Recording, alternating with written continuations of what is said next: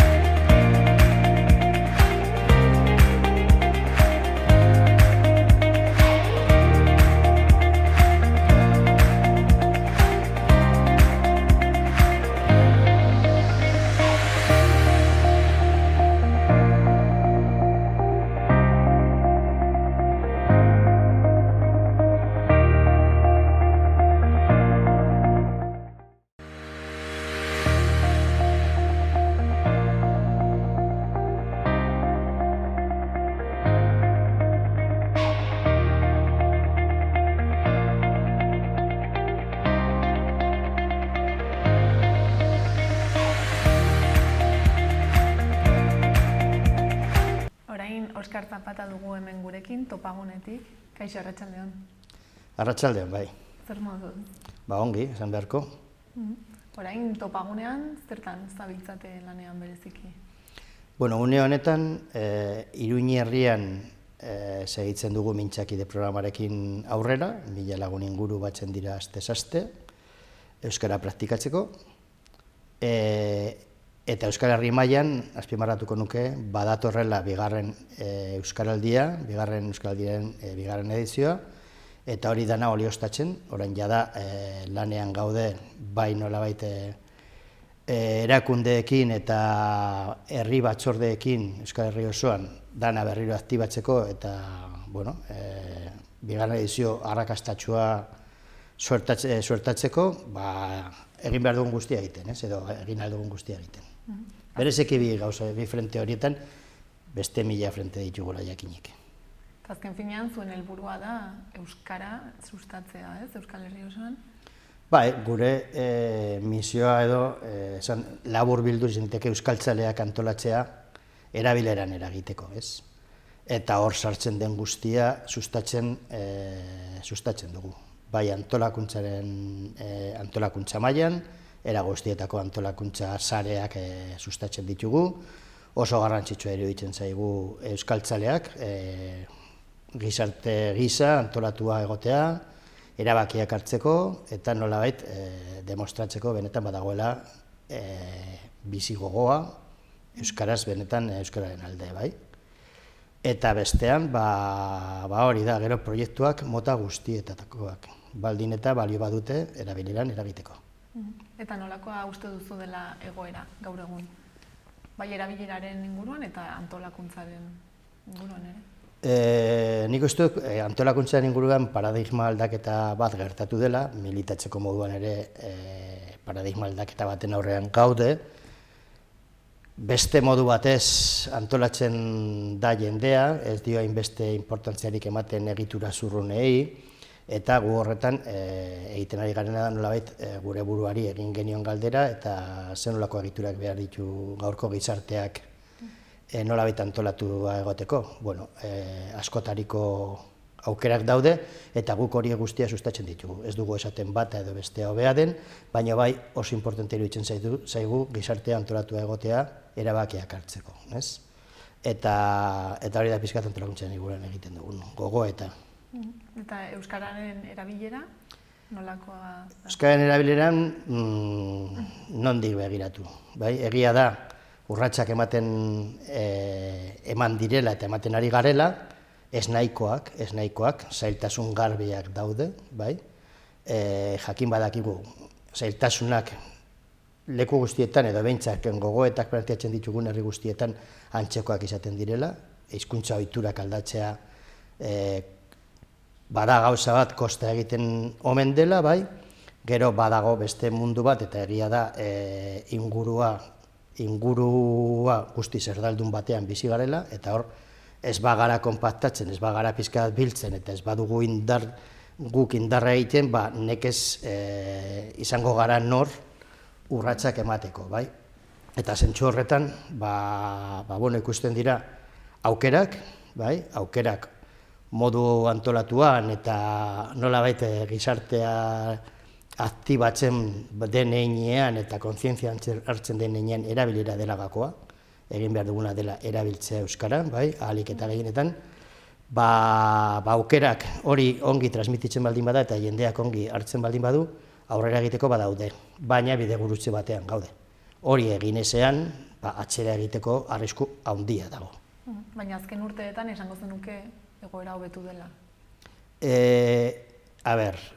Esango nuke gero eta hiztun gehiago direla, nolabait euskaraz egiteko kapazitate dutenak, bai? D-eredutik eta D-eredutik jende asko atera da, bai? Ulermen maila oso altua dutela, ahozkotasuna egia da, ez dela bereziki landu, ez badute ingurune euskaldun bat normalen zailtasunak dituzte. Gero, beren egunerokotasunean eta bere erregistro informaletan euskaraz aritzeko, baina hor kontua da zein da irten bidea. Gehiagotan eta gehiagorekin erabilita pentsatzen dugu posible dela hori guztiari buelta ematea, baina hori gabe arazo handi batean kokatzen gara, jende asko pasatzen ari da D-eredutik, baina gero ez badute ingurune euskaldun bat sortzen edo topatzen, ez dute euskaraz egiten eta erdoildu egiten zaie nolabait jaso duten hori, bai. Hor badugu arrisku handia eta gero bestalde Nafarroan urrun bagaude ere, baina lan mundua bada dugun erronka oso handi bat, azken batez, lanean ere gure bizitzaren ordu kopuru oso handi bat ematen dugu, eta jakinik Nafarroko egoera soziolinguistikoak eta soziopolitikoak igual une honetan urrun gelditzen zaigu halako erronkari heltzea, baino eaen leku askotan ja bada garaia, arditzagun neurriak lan munduan ere euskaraz bizi ahal izateko. Erronkak beraz handiak dira. Bai. Eta badaude, ez? Pare bat. Bai, inork ez zuen esan erraza izango zenik, ez? Edo prozesuak luzeak izaten dira, gora beratsuak izaten dira, baina guk eta behintzat topagunean egiten dugun gogoeta da, bidegurutzean gaudela, bidegurutze oso interesgarri batean gaudela, eta bai, aukerak ikusten ditugu, baina kontzientzia hartu behar dugu, zeintzuk diren egin beharrekoak, eta horiek danak erabilerari lotuta daude, gizarte mailan, baino baita behar da akordio soziopolitiko bat, benetan euskararen aldeko jarrera bat izan dezagun gizarte osoan. Nolabait Nafarroara etorriko naiz, hori da nire ustez erronka handienetako bat hemen, bada beti esaten dut, 3 herenetan banatzen da euskararen inguruko, euskararen gaineko jarrerak, ez? Eren bat oso alde, eren bat epel eta eren bat kontra dago. Garbi dago, behar dugula gehiengo soziopolitiko bat buelta emateko horri, eta horretarako jarrerak hobetzen egin dezakegun guztia egiten saiatu behar dugu, bai? Oso garrantzitsua da, jendeak ulertzea denon onerako dela, euskara bizirik egotea Nafarroan, aberastasuna baino ez dakarkio gure gizarteari, eta alderdien interes edo borroka horretatik kanpo badago bide bat egiteko, eta alderdiek lagundu behar dute horretan. Azken batez, elkar bizitzaz ari gara, elkarrekin biziko gara, dakigunok ez dakitenek, elkarren ondoan biziko gara, eta bilatu behar dugu nola egin errespetuan, eta beti ere sustapen ikuspegi batetik, euskara sustatzea gauza ona da. Hala ere, azken boladan, Nafarroan eta Iruñean, jasotzen ari garen albisteak, erabat aurkakoak dira, ez? Bai. Batzuk oso niretzat albiste zaharrak esan dezagun. Berriro ikustea Iruñeko udala nolabait provokatzen edo jartzen euskararen gaia dianan, beren nolabait onura politikoa edo alderdikoia bilatzeko iruditzen zait oso planteamendu eskasa dela, eta haiek ere kontziente dira. Hori provokazio gutxa besterik ez da, mina egitea, mina ematearren, eta horrela ez goaz inora. Elkarren ondoan bizi behar dugu eta elkar ezagutzen dugu. Eta posizio horiek ez dira mantengarriak, ez dute zentzurik. Hori ez da erabaki heldu bat, eta Iruña batean halako probizioekin eta berriro hastea, ez du zentzurik. Baina zentzu alderdikoi bat dauka, bai. Uste duzu ondorioak izango dituela herritarrengan? Ez du laguntzen ezertan. Euskararen inguruko jarrera. Ez du laguntzen ezertan. Ez du laguntzen, batez ere elkarbizitzaren kontrako planteamenduak dira, ez? Eta horrek ekartzen du berriro polarizazio bat, hori da bilatzen ari diren. Nolabait, kontrako jarrera horiek gotortzeko nolabait estrategia bat da hori, ez? Begira, eske hau egiten da, eske inposizio hitza da, kurioso, entzuten duzun eta lako gozak. Diskurso hauek oso zaharrak dira, pentsatu nahi du gero eta jende gutxiago erosiko dietela diskurso horiek, baina garbi dago hori da bilatzen, kontrako jarrerak gotortzen, ez? Eta nire galdea egiten dut, eta hori zertarako balio du horrek, zertarako balio du. Segituko dugu elkarren ondoan bizitzen, dakit. Eta zer egin beharko genuke halako erasoen aurrean, edo zein litzateke uste duzu jarrera egokiena? Bueno, oso logikoa da, nolabait erantzun espontaneak edo mota guztietako erantzunak ematea. Pasaren asteburuko manifestazioak kasurako, bai, oso modu espontanea, eta gu konseiluko kidea gara, eta ikusten dugu, analizatu benean, aukerak daudeta, baina guraso talde bate ekartzea nolabait iniziatiba hori aurrera emateko hori oso adierazgarria eta da oso ona da, nire ustez. Oso ona da, bada, jende herritar afektatuak. Orduan, halako erantzunak, bai, egon behar dute, baina nik uste dut fondoko estrategia bat ere behar dugula jarrera horiek, nolabait, euskararen aldeko jarrera gero eta zabalagoak izatean Nafarroetarako beharko ditugu diskursoak eta praktikak inklusiboak, bai? Baina baita ere pedagogikoak, pedagogia egin behar dugu. Eta horretarako behar dugu nolabait marko epe ertainera edo epe luzera begiratzen duen marko batean kokatu, eta era horretan ere lan egin. Erreakzioak egin egongo dira, oso logikoa da eta oso humanoa, baina baita ere beste hori ere ikitzen asmatu behar dugu. Eta esan duzun bezala, orain etorkizunena begira, Euskaraldia ari zarete prestatzen gogandirekin, ez? Bai. Eta ze aldaketa izango ditu bigarren edizio honek? Bai, lehendabiziko edizioan pertsonak, normanakoak enplazatu genituen, Ahobizi eta Belarri Press rolen bueltan, 225.000 lagunek eman zuten izena rol batean edo bestean jokatzeko, hori ikaragarria da, osea da gu harritu gintuen eta gainditu gintuen hase batean, eta alegia, herri gogoa dagoela garbi ikusi genuen denok Euskaraldien lehendabiziko edizioan. Ikusten dugu hori oso garrantzitsua da mantentzea, eta berriro enplazatuko ditugu normanakoak berriro Ahobizi edo Belarri Press rolean parte hartzeko, baina ikusten dugu bigarren urrats bat ematea beharrezkoa dela. Orduan, aurten ere enplazatuko ditugu entitateak, eta entitate hitzaren natzen dagoena da herriko txaranga, supermerkatua, lantegia, enpresa handi, bankua, elkarte kulturala, FIFA edo nolabait antolakuntza bat dun kolektibo bat, gaztetxe bera, izan diteke naiz eta ez izan FIFA, bai? Haiek guztiak enplazatzen ditugu eta egiten diogun planteamendu bat parte hartzeko Euskaraldian. Lehenik eta behin proposatzen diogu azterketatxoa egitea, beren egoeraren aurrean, planteatzen diogu egin dezaten azterketa ikusteko zenbat euskaldun diren, zenbat espazio beren lantegiaren edo elkarteren baitan dute euskaraz funtzionatzeko, edo funtzionatzen dutenak, edo baldin badira komertzioak edo halakoak kanpora begira zeintzuk aukera dituzte euskaraz atenditu ahal izateko, bai? Harigune hitza, konzeptua asmatu dugu, harigune izanen da, hain zuzen ere, Euskaraldiaren denboran, aurten 15 egunetan zehar eginen da ariketa masibo hori, haiek 15 egun horietan konpromiso hartu behar dute,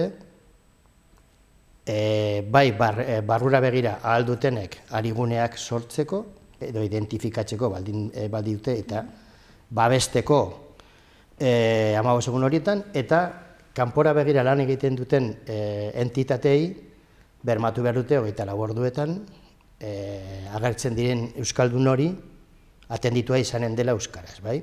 Orduan, barrura begira eta kanpora begira, baino harigune da konzeptua, eta guretzat oso garrantzitsua da, Nafarroatik begiratuta, edo Iruña herritik begiratuta, are gehiago, lehendabiziko urrats hori ematea. Goazen gure barne egoeraren diagnostikoa egitea, gu lagunduko diogu fitxa oso bai, hori nolabait helarazten ez, gauzak errazteko aliketa gehien, eta egingo duten lehendabiziko gogoeta, hau da gure egoera euskararen erabilerari dagokionez. Hauek dira gure aukerak, eta erabakiko dugu parte hartu ala ez, ahal badugu, baino gainera erabaki dezakegu, eta zer aukerak ditugu hobetzeko gure egoera hurrengo euskaraldiari begira, bai? Horrez gain, eskatuko diegu, beren langile, batzordekide, txarangakide eta horien guztien artean, sustatzea 15 egun horietan Ahobizi edo Belarri Press bezala jokatzeko. Orduan, kokatzen dugu, enplazamenduago zuzenean egiten digun norbanakoei, baina baita mota guztietako entitatei, beraiek etxe barruan ere, batetik diagnostikoa egin eta bestetik Euskaraldianen aldeko nolabait posizionamendua hartzeko, bai? Beraz, erronka bikoiztu da, ez? Bai, baina ezinbestez. Oso garrantzitsua da hori. Gu gure bizitza egiten dugu, bizitza soziala bai egiten da familien eta baina bai egiten duzu herrian, eta nire herrian dendak daude, eta tabernak daude, eta elkarteak daude, eta abesbatza dago, eta horietan ez badugu eragiten, bai, ez dugu lan osoa egiten, ez? Eta uste dut aukera hori baliatu behar dugula. Eta espero dituzue lehenengo edizioko emaitzak hobetzea? Norbanakoari dagokionez, ni ez naiz hau sartzen 225.000 lagun baino gehiago emango dutela izena esatera. Baina, bueno, izan liteke. Osea, zenbakiak oso handiak dira. Egia da, egongo dela nik guk bai espero dugu rolen aukeraketan aldaketa nabarmenak egotea. Lehendabiziko edizioan ulertu zen ahobizi zela euskaraz zekiena eta Belarriprest euskaraz ulertzeko kapazitatea zuena, eta ez zen ulertu Belarriprest ni neo izan naitekela, bai? Zergatik, igual, 24 orduetan ez badut aukera euskaraz bizitzeko lan egiten dudalakoz, ez dakit zein ospitaletan eta ez da aukera, Belarriprest txaparekin ari naiz adierazten ulertu egiten dut, baino berdin hitz egin dezakete euskaraz, bai? Orduan uste dugu, jende askori gertatu zaiola, ahobizi rola hartu, hori da gero enkestetan, enkestetan jaso duguna da, bai, ahobizi rola hartu eta gero, zailtasunak izan ditut rol hori hartzeko, mesedez hartu Belarriprest, ibili eroso, bai, eta nolabait, zentsu horretan, ekarpen bera egiten da Belarriprest izanik edo ahobizi izanik, bai? Hori bai espero dugu, aldaketa horretan, eta entitateena, pentsatzen dugu, lehendabiziko aldia da, ez dakigu, etorriko den, garbi dago, zonalde euskaldunetan arigune asko sortzeko aukera daudela, zonalde ez nolabait demografikoki oso euskalduna ez dien zonaldetan, Iruin herrian kasurako, zailagoa izanen da arigune asko izatea entitateetan, baino aldiz oso garrantzitsua da entitate horiengan iristea eta diagnosia nolabait beraiekin konpartitzea, eta ikustea, hau da gure egoera. Egin nahi dugu, eman nahi ditugu urratsak gure euskaren inguruko jarrera hobetzeko, edo jarrera baino egoera hobetzeko, nik uste dugu gogoeta hori badela zer, baduela bere importantzia. Eta pentsatzen du gero eta gehiago izanen direla urteen poderioz, azken batez euskaraldia etorri da gelditzeko, pentsatzen dugu edizio asko behar ditugula gainera, bai? Azken batez da indargune potente bat, gizarteak erakusten du bizigogo itzela duela, bai? Eta hori beharrezkoa dugu eta oso onuragarria da. Eta ez da, herritarrak ez dira egian nekatuko edo beti, zakit? Bueno, agian diseinuan ez, berrikuntza bat zenez, jende pila batek parte hartu zuen? Bai, baina diseinuan ere garbi ikusi genuen. Halako erronkak ezin dituzu nolabait denbora oso luze batean planteatu. Orduan, ulertzen du Euskaraldia Euskaraldian gaude urte osoan zehar, baina jendeari eskatzen diogun parte hartzea oso mugatua da. Eta hori oso garbi dugu. Aurrekoan izan ziren 11 egun, eta horrengo honetan 15 egun. Diferentzia da 2 asteburu hartzen ditula, gehi aste osoa, bai? Halako tamaineko erronkei heltzea erreza da. Osea, erreza esan nahi dut. Jendeak ikusten dugu hasi eta buka.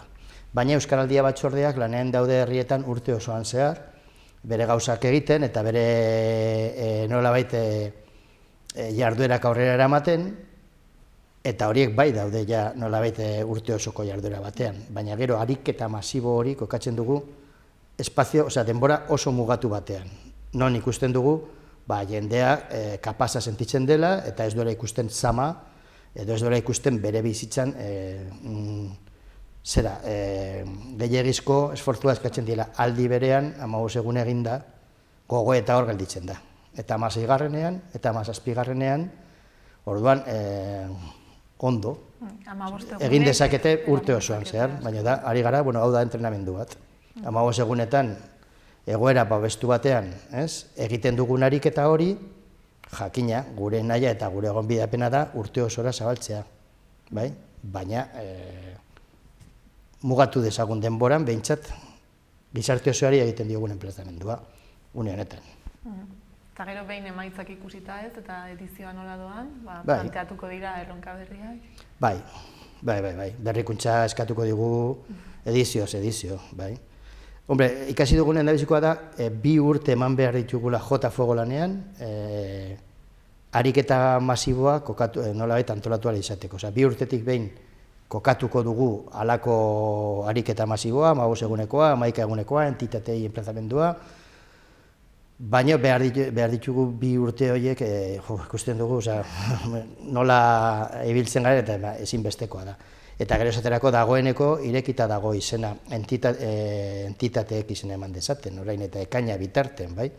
Eta hori, tantaka etorriko da, gauza berria den heinean, baina gero irailan jendeari izena emateko berriro eskatuko diogu, aurreko edizioan bezala. Eta bueno, badago, urte osoan zehar aktibazio eta xirimiria hor nolabait euskaraldia dela eta ez dela, baina gero gauzatzea, bai, denbora mugatuan. Eta lan guzti horrek gero merezi du, zuentzat? Dudarik gabe. Bai. Dudarik gabe. Oso pozgarria da ikustea herri gogoa badagoela, euskaraz egiteko, euskaraz hitz egiteko, behar dira baldintzak sortu, baldintzak gu gure esku daudenak sortzen ditugu horrelako ekimenen bitartez, eta behar ditugu ere nolabait, behar dugu akordio soziopolitiko bat, bai, non agente nagusien implikazioa ere ematen den, eta jendea oraindik eta babestuagoa sentitzen den, bai? Orduan oraindik falta dira pauso batzuk, baina... Bai, dudarik gabe. Dudarik gabe, baina oso pozgarria da horrelako gauzak antolatzea, azken batez. Ilusioa sortzen den horretan, denok oso pozik sentitzen gara.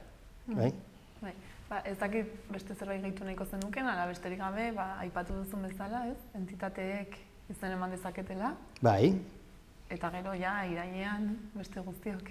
Bai, orain herri batzordeak ari dira lanean, aktibatzen ari dira, eta ari dira nolabait entitateekin harremanetan. Gu gure aldetik aholkularitza eta bereiekin egunero egoten gara, ez? Bai, ditugu profesionalak horiekin batera lan egiteko, eta ikusten dugu, gero, irailan berriro etorriko dela olatua, gora, eta, bueno, uste dut hori baliatzen asmatu behar dugula denok, ez? Eta bat ez, bizipos horretan sentitzen, guztion ariketa, nolabait guztion ekimena dela, azken batez hau elkarlanetik sortutako ekimena da, guztiona da, gizarte euskaltzale osoarena, eta parte sentitzen zaren horretan, nik uste dut importantea dela, ez? Eta indarrak ematen dituela ere, jarraitzeko. Hala da. Eskerrik asko, hona etortzeagatik, guzti hau kontatzera, eta hurrengora arte. Ni esker zuei.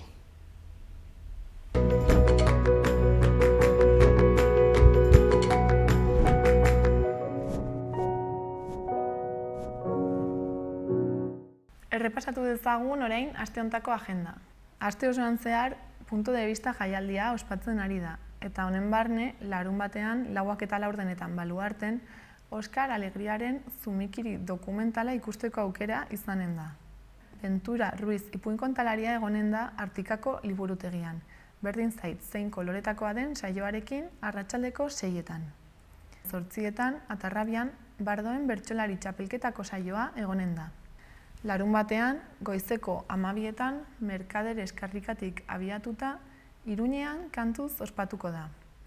Eta larunbatean ere, aurrentzako antzerkia egongo da Larrotxako Zibiboxean. 3 saio eskainiko dira, goizeko 12etan, 5:30 eta 7etan. Eta larunbatean ere, arratsaldeko 6etan, Antsoaingo antzokian, haur eta gaztetxo kantari txapelketaren saioa eginen da. Eta iluntzean, 8:30etan, Zentral Aretoan, Entol Sarmientoren kontzertua egonen da. Igandean, emakumeen nazioarteko eguna dela eta manifestazioa abiatuko da Antoniutitik arratsaldeko 6etan.